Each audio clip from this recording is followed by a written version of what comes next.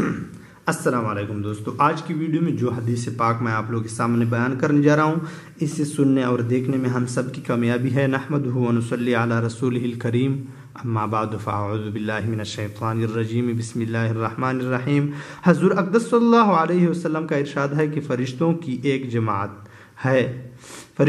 جماعت ہے جو راستوں وغیرہ میں گشت کرتی رہتی ہے، اور جہاں کہیں ان کو اللہ کا ذکر کرنے والے ملتے ہیں تو وہ آپس میں ایک دوسرے کو بلا کر سب جمع ہو جاتے ہیں اور ذکر کرنے والوں کی گرد آسمان تک جمع ہوتے رہتے ہیں۔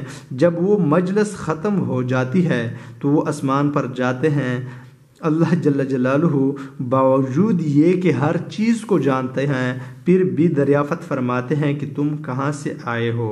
وہ عرض کرتے ہیں کہ تیرے بندوں کے فلاں جماعت کے پاس سے آئے ہیں جو تیری تسبیح اور تکبیر اور تحمید، بڑائی بیان کرنے اور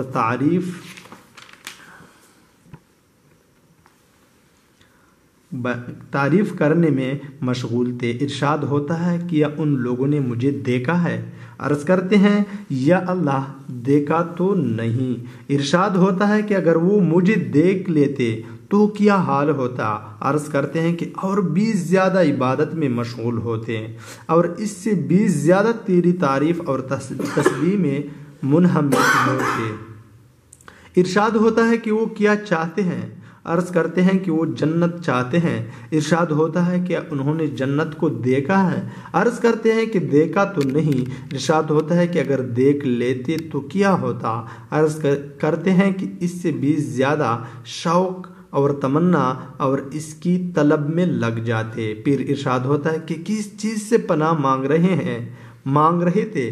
عرض کرتے ہیں کہ جہنم سے پناہ مانگ رہے تھے۔ ارشاد ہوتا ہے کہ انہوں نے جہنم کو دیکھا ہے؟ عرض کرتے ہیں کہ دیکھا تو نہیں ہے۔